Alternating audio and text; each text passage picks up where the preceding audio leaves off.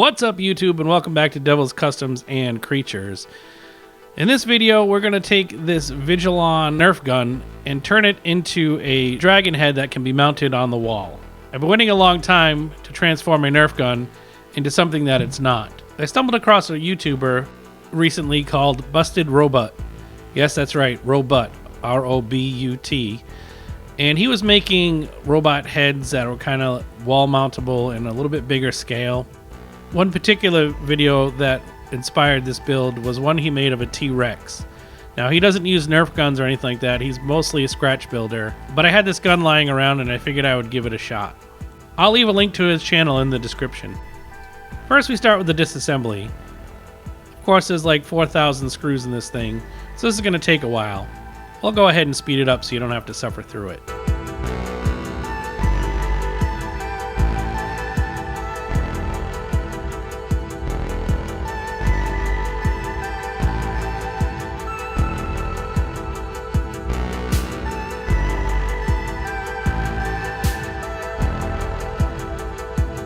If there's one thing I've learned about these Nerf guns is there's always one tricky part that doesn't want to come out. So here I am trying to wedge one screwdriver in to put some pressure on that screw and take the other one out without blasting this thing into pieces. It's truly a test of patience. In the end, I was able to get everything apart and laid out onto the workbench. And I gotta say, there was a lot more pieces than I anticipated in this thing.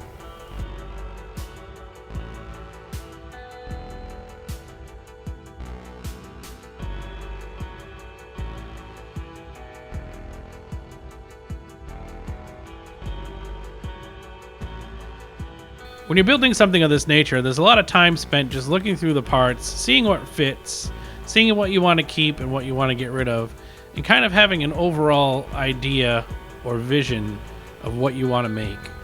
At this point in the build, I have really no idea how I'm going to go about creating this and making it into a dragon head, but I can start to see it come together a little bit of a mouth there and the horns on top, and I quickly realized that the whole back of this gun is going to have to come off. I really wanted to maintain this little slide hatch here as a way to expose internal electronics, and we'll see what I do with that later on in the build. And here we are taking the rotary tool and getting rid of the back end of this gun. Remember to wear safety protection when doing this type of cutting, as plastic can fly out and injure you. It's also a good idea to wear a face mask or at least have a window open with some ventilation, as rotary tools like this tend to burn the plastic, and that can be toxic to you as well. Here are all the pieces that I'm going to use as the main head. As you can see, or hopefully see, it's kind of starting to come together and look more like a dragon head than just a chopped up Nerf gun. There was a lot of raised letters on the Nerf gun, so I'm going to use a combination of styrene and greeblies to go ahead and get this covered.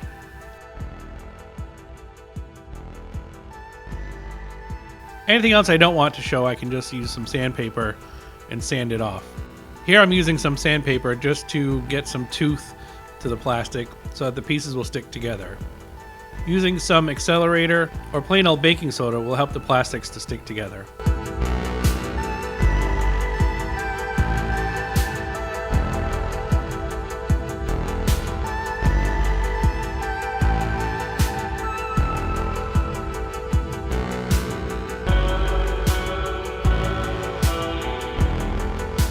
And here I am adding some mesh and some plastic bits to this piece just to kind of break up the surfaces and disguise the fact that this was a Nerf gun.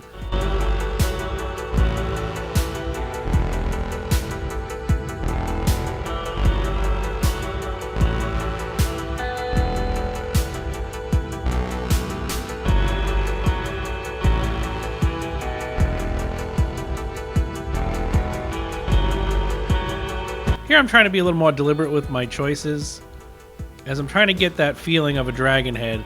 And once I bring it into camera view, I felt this piece kind of resembled like a horn or a piece of scaling or something. So I went ahead and got that attached to what would be kind of the snout area.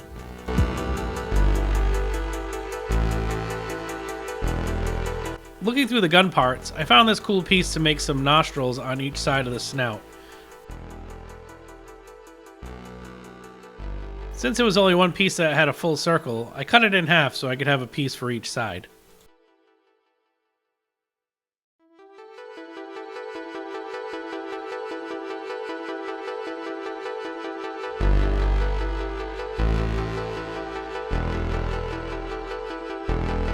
Since the backside of the nostrils were open, I did use some EVA foam to go ahead and block out the backs.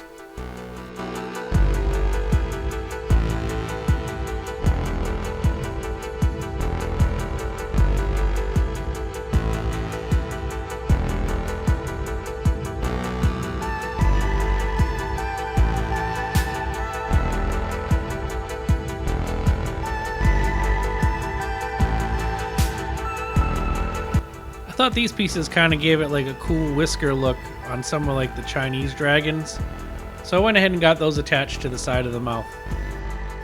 After adding those pieces, I'm starting to realize that this kind of looks like Nemo.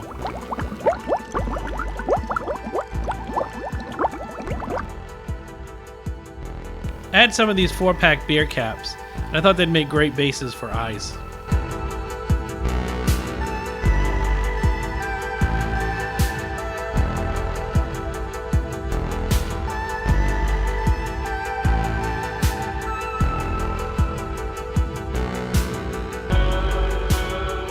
Normally I use small rhinestones to make my rivets. Seeing that this is a bigger scale piece, I went and used some glass cabochons and got to work sticking a bunch of them for rivets.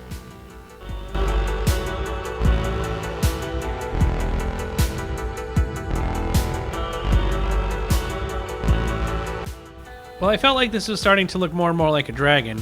I knew I wanted to add some ear fins to the head. I had this little rubber glider from a Robin figure, and I know that rubber really doesn't paint that well. So I decided to go ahead and trace it onto a piece of styrene, cut it in half, and then have 2 pieces for each side of the head.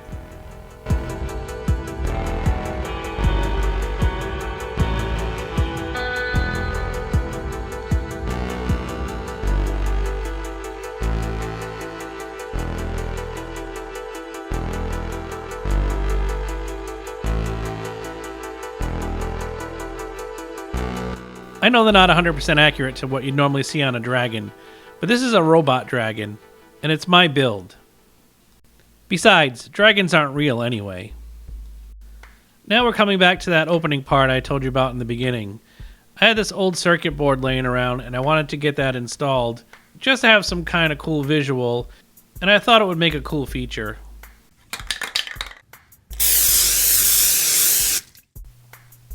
A lot of builders say that priming is their favorite part of the building process.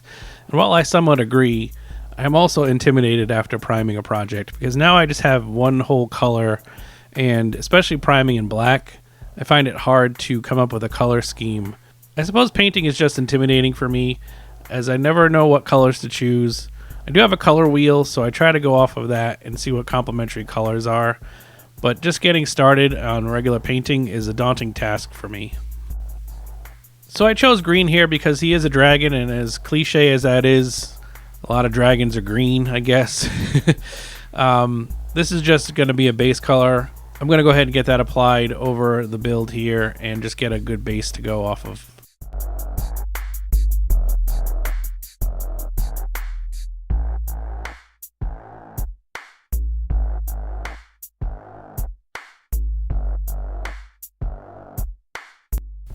And here it is after the base coat has been applied. I've probably done a couple of coats here, and I'm really happy with the results. Kind of gives off an army vibe, but we're going to change that up pretty quickly. My plan for this project is to graffiti up this dragon head, but I wanted to make one piece a solid contrast color. So consulting the color wheel, I saw that green and orange are kind of complementary. So I went ahead and grabbed some orange here, and I'm just going to paint that lift-up door in the orange color.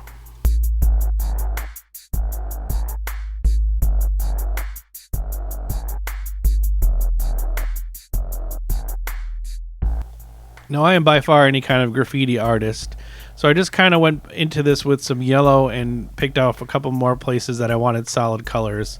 I do have a plan for this side, that big square yellow piece that you'll see soon, and I also did some weathering with some different shades of green to get some wear and tear on the piece. Up from the 36 chambers!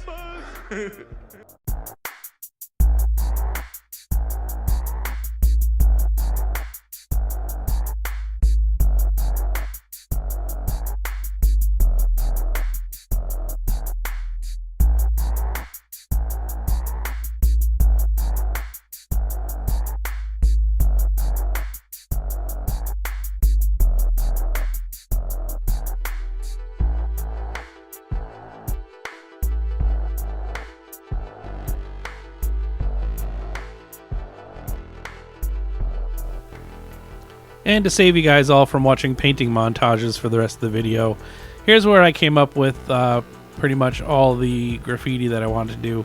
I did add a bunch more later on, but you can see that all in the reveal. Now it's time to bust out the glue gun. I needed to secure this circuit board in place, and I also needed to put in a mounting system so that it could be hung on the wall. I accomplished this by using a hard cardboard tube and an old plumbing fitting. I basically just filled the plumbing fitting full of hot glue and stuck in the cardboard, and then inserted the other end into the head and secured it with more hot glue and a couple of screws. Once I had that all secure, I went ahead and just threw some random wires on it to kind of make it almost look like a security camera and to make it look a little more robotic. The last step was adding some eyeballs to it, so I printed out some cyber-looking eyeballs here and used a glass cabochon to finish the effect.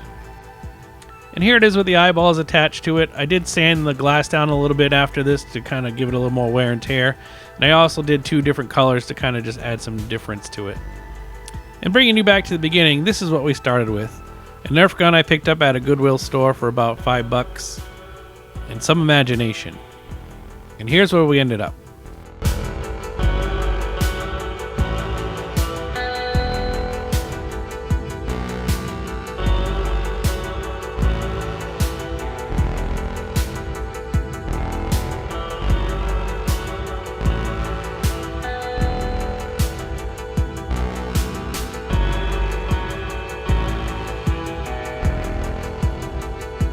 Well, there it is, folks, and I hope this inspired you to maybe work outside of your comfort zone.